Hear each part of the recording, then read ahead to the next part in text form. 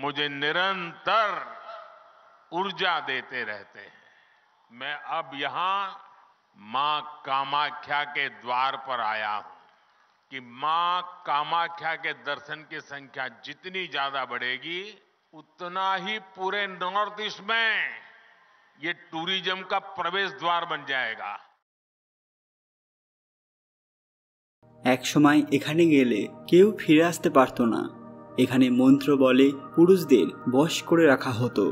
কামাখ্যা মন্দিরকে ঘিরে রহস্যের অন্ত নেই। অম্বুবাচীর সময় ব্রহ্মপুত্রের জল লাল হওয়া থেকে আরম্ভ করে মন্দিরের দরজা আপনা থেকেই বন্ধ হয়ে যাওয়া, সবকিছুর পেছনেই এক অলৌকিক রহস্য লুকিয়ে রয়েছে, যে কারণে সব মানুষ এই মন্দিরকে এক অন্য দৃষ্টিতে দেখেন। কারোর কাছে এটা কৌতূহল, আবার কারোর কাছে গা ছমছমে ব্যাপার। কামাখ্যা মন্দিরের এমনই কিছু ভয়াবহ রহস্য আপনাদের সামনে তুলে ধরব, যা আপনাদের সবার জানা প্রয়োজন। কেন এই মন্দিরকে সবাই এক ভিন্ন দৃষ্টিতে দেখে, সবার কাছে এক আলাদা আকর্ষণীয় কেন্দ্র এই কামরূপ কামাখ্যা, আসুন জেনে নেওয়া যাক। তার আগে কমেন্ট বক্সে সবাই জয় মা কামাখ্যা লিখতে ভুলবেন না। সকলকে পুরাণ কথা নতুন একটি ভিডিওতে স্বাগত। আজকে আপনারা জানবেন কামরূপ কামাখ্যার অজানা রহস্য। ভিডিওতে এর আগে সবাই কাইন্ডলি আমাদের চ্যানেলটি সাবস্ক্রাইব করে নেবেন। প্রত্যেক পীঠস্থানের পেছনেই লুকিয়ে আছে অনেক রহস্য। 3 দিন ধরে চলা অম্বুবাচী উৎসবে আসামের বিখ্যাত কামাখ্যা মন্দিরের নাম সবচেয়ে বেশি আলোচিত হয়। আসামের গুয়াহাটি শহরের পশ্চিমাংশে নীলাচল পর্বতে অবস্থিত হিন্দু দেবী কামাখ্যার এই মন্দিরটি 51 শক্তিপীঠের অন্যতম, যা 4 আদি শক্তিপীঠগুলোর মধ্যে একটি। ভারতে যত প্রাচীন শক্তিপীঠ আছে সেগুলি অপার রহস্যের আধার বলে বিশ্বাস করেন ভক্তরা। তবে এই সতীপীঠ কামাখ্যাকে ঘিরে সাধু সন্ত থেকে শুরু করে সাধারণ মানুষ সবাই যেরকম কৌতূহলী, তা অন্য মন্দিরের ক্ষেত্রে নন।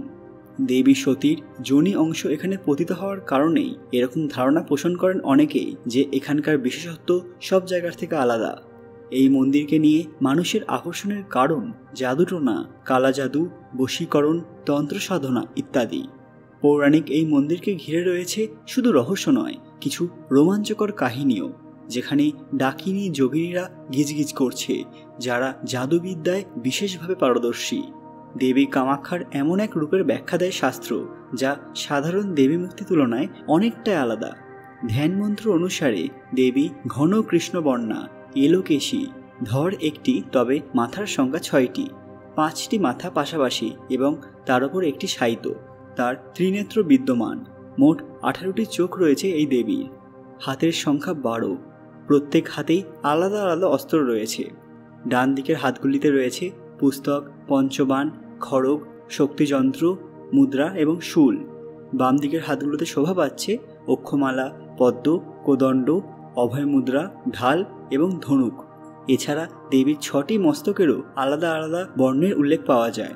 সেক্ষেত্রে বাম দিক থেকে শ্বেত বর্ণের মাহেশ্বরী, লাল বর্ণের কামাখ্যা, হলুদ বর্ণের ত্রিপুর সুন্দরী, সবুজ সারদা, কালো কামেশ্বরী এবং বিচিত্র বর্ণা চণ্ডী।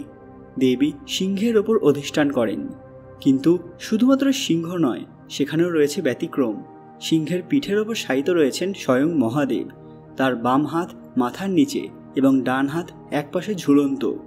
সেই শয়নরত মহেশ্বরের নাভি থেকেই একটি পদ্ম উঠেছে, যার ওপরেই দেবী মহামায়ার এই বিশেষ রূপ অধিষ্ঠিতা। দুপাশে রয়েছে 2টি পদ্ম, যার ওপর শ্রী বিষ্ণু এবং ব্রহ্মা অবস্থান করছেন। দেবীর গলায় জবা ফুলের মালা রয়েছে, শরীরে জড়ানো ব্যাঘ্র চর্ম।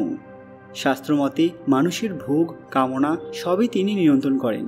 কামাখ্যার পূজা বামাচার এবং দক্ষিণাচার উভয় মতেই করা হয়। সাধারণত ফুল দিয়েই পুজো দেওয়া হয়। কামাখ্যা মন্দিরে ঋতুস্রাবের রক্তে মোড়ানো তুলো প্রসাদ রূপে পাওয়া যায়। এই তুলো পেতে ভক্তদের দীর্ঘ লাইন দেখা যায়। দেবীর এই রূপের মাহাত্ম্য একটু ভিন্ন ধরনের। কোনো ভোগী পুরুষের পক্ষে এর অর্থ বোঝা অসম্ভব, তাই দেবীর আরাধনা পদ্ধতিও গুপ্ত। তন্ত্রবিদ্যায় পারদর্শী না হলে দেবীর এই রূপের পুজো করা অসম্ভব। জীবের সমস্ত কামনা পরিতৃপ্ত করেন বলেই তিনি কামদা। মানুষের মনে শুদ্ধ সৃষ্টির যে বাসনা, তারই উৎস তিনি। ভক্তদের কাছে কামাখ্যা দেবী অত্যন্ত জাগ্রত, তাই মন থেকে দেবীর কাছে কিছু প্রার্থনা করলে অবশ্যই ফল পাওয়া যায়। এছাড়াও পশু বলিরও চল রয়েছে এখানে, তবে কোনো ক্ষেত্রেই স্ত্রী পশু বলি দেওয়া হয় না। পুরাণে আরও একটি পৌরাণিক কাহিনীর উল্লেখ পাওয়া যায়। পুরাণে বর্ণিত নরকাসুরের জন্ম হয়েছে বরাহরূপী বিষ্ণুর ওরসে ধরিত্রী বা পৃথিবীর গর্ভে, অর্থাৎ তিনি ভূদেবীর সন্তান। উপযুক্ত বয়স হওয়ার পর অতীতে প্রাগজ্যোতিষপুর নামে খ্যাত কামরূপ রাজ্য তার হাতে তুলে দেয় তার পিতা। পরে এখানে অধিষ্ঠিত দেবী কামাখ্যাকে সাধনায় সন্তুষ্ট করে তার কৃপায় মহাপরাক্রমশালী হয়ে ওঠে নরকাসুর আর শুরু করে সীমাহীন অত্যাচার। স্বর্গ মর্ত পাতাল অর্থাৎ ত্রিলোক ত্রাহি ত্রাহি ডাক ছাড়ে, এমনকি অনেক দেবতাও তার ভয়ে নির্জন স্থানে লুকিয়ে পড়ে। সব জায়গাকে দখল করে নিচ্ছিলেন নরকাসুর। শুধু তাই নয়, তিনি 16,000 সুন্দরী মহিলাকে অপহরণ অবধি করেছিলেন। তার এই ভয়াবহ অত্যাচারের ফলে গোটা পৃথিবী ধ্বংসের দিকে এগিয়ে যায়। এই ঘটনায় ক্ষিপ্ত হয়ে ওঠেন দ্বারকাধিপতি ভগবান শ্রীকৃষ্ণ। নরকাসুরের এই কুকীর্তির কথা শুনে সৈন্য সামন্ত নিয়ে রওনা দেন প্রাগজ্যোতিষপুরের দিকে। দুজনের মধ্যে এক ভয়াবহ যুদ্ধ সংঘটিত হয়। পরবর্তী সময়ে সুদর্শন চক্র দিয়ে নরকাসুরের মাথা কাটেন শ্রীকৃষ্ণ। যদিও এক্ষেত্রে এক বড় ভূমিকা ছিল শ্রীকৃষ্ণের পত্নী সত্যভামার, যিনি ভূমি দেবীর অবতার ছিলেন। বন্দী থাকা সুন্দরী মহিলাদের উদ্ধার করেছিলেন শ্রীকৃষ্ণ। এই ঘটনা উপলক্ষে প্রাগজ্যোতিষপুর থেকে দ্বারকা অবধি সমস্ত এলাকায় বাড়িগুলি সেজে উঠেছিল লক্ষ লক্ষ প্রদীপে। নরকাসুরের অত্যাচারের কালিমা ধুয়ে গেছিল নিমেষে। সেই স্মৃতি মাথায় রেখে আজও সেজে ওঠে কামরূপ কামাখ্যা। যদিও কালের অতলে একদিন বিলুপ্ত হয়ে যায় এই মন্দির। এখানে অত্যাচারী কালা পাহাড় অবধি আক্রমণ করেছিলেন। এরপর 1150 সালে শক্তিময়ের মায়ের কথা সবাই ভুলে গেছিল। এরপর 1150 সালে পাল বংশের ধর্মপাল গৌহাটির পশ্চিম দিকে রাজত্ব করতে এলে তিনি আবার মন্দিরটিকে খুঁজে বের করে পুনঃপ্রতিষ্ঠা করেন। পাল বংশের শাসনের পর আবার হারিয়ে যায় মায়ের মন্দির। পরে 16 শতকের মাঝামাঝি সময়ে কোচ সাম্রাজ্যের উত্থানের আগে পর্যন্ত এর ইতিহাস অস্পষ্ট ছিল। ভারতে নারীদের ঋতুস্রাব নিয়ে আজও খোলাখুলিভাবে কথা বলা মানা। আর ভাবতে অবাক লাগে, সেখানেই আসামে অবস্থিত কামাখ্যা মন্দিরে দেবীর ঋতুস্রাব নিয়ে বছরের পর বছর উদযাপন করা হচ্ছে। আশ্চর্যের বিষয় হলো যে প্রতি বছর আষাঢ় মাসে কামাখ্যার কাছে অবস্থিত ব্রহ্মপুত্র নদ লাল রঙে রাঙা হয়। স্থানীয়দের বিশ্বাস এই সময় দেবী রজস্বলা হন। কথিত আছে এক ব্রাহ্মণ সে নিষেধাজ্ঞা অমান্য করে মন্দিরে প্রবেশ করার চেষ্টা করেছিল, কিন্তু দেবীর কোপে তিনি দৃষ্টিহীন হয়ে যান। আবার জনশ্রুতি আছে কোচবিহারের যে রাজবংশ দেবীর ভক্ত ছিল, দেবীর আদেশেই তাদের সকলের ওই মন্দিরে পুজো দেওয়া নিষিদ্ধ ছিল। এখনও রাজবংশের কেউ নীলাচল পর্বতের পাশ দিয়ে গেলেও মন্দিরের দিকে তাকান না। বন্ধুরা, কামাখ্যা মন্দিরে 4টি কক্ষ আছে, গর্ভগৃহ এবং 3টি মণ্ডপ, যেগুলির স্থানীয় নাম চলন্ত, পঞ্চরত্ন এবং নাট মন্দির। গর্ভগৃহটি পঞ্চরথ স্থাপত্য শৈলীতে নির্মিত। গর্ভগৃহটি আসলে ভূগর্ভস্থ একটি গুহা। এখানে কোনো মূর্তি দেখা যায় না, শুধু একটি পাথরের সরু গর্ত দেখা যায়। কামাখ্যা মন্দির চত্বরের অন্যান্য মন্দিরগুলোতে একই রকম যোনি আকৃতি বিশিষ্ট পাথর দেখা যায়, যা ভূগর্ভস্থ প্রস্রবণের জল দ্বারা পূর্ণ থাকে। প্রতি বছর গ্রীষ্মকালে অম্বুবাচী মেলার সময় কামাখ্যা দেবীর ঋতুমতী হওয়ার ঘটনাকে উদযাপন করা হয়। এই সময় মূল গর্ভগৃহের প্রস্রবণের জল আয়রন অক্সাইডের প্রভাবে লাল হয়ে যায়, ফলে এটি ঋতুস্রাবের মতো দেখায়। তন্ত্র সাধনার কেন্দ্র হওয়ায় বার্ষিক অম্বুবাচী মেলা অনুষ্ঠানে এখানে প্রচুর মানুষ আসেন।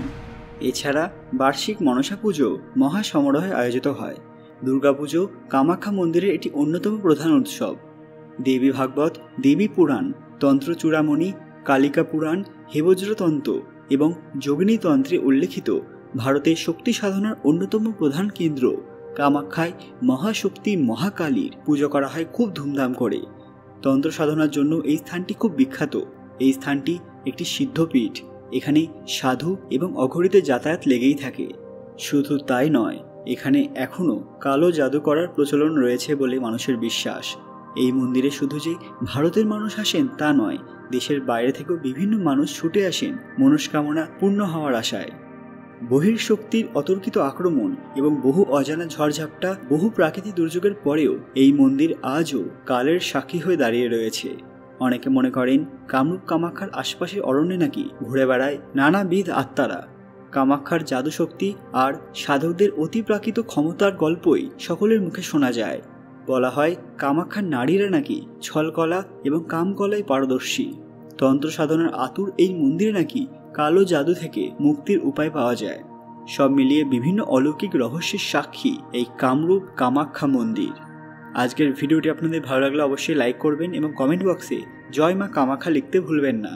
ভিডিওটি যতটা সম্ভব শেয়ার করে দেবেন। আপনারা যদি এই মন্দির সম্পর্কে আরও জানতে চান সেটা আমাদের কমেন্টে জানান, তাহলে আমরা পার্ট 2 অবশ্যই আনবো। আরও এরকম অজানা তথ্য পেতে পুরাণ কথা অফিসিয়াল চ্যানেলটি মনে করে সাবস্ক্রাইব করে নেবেন।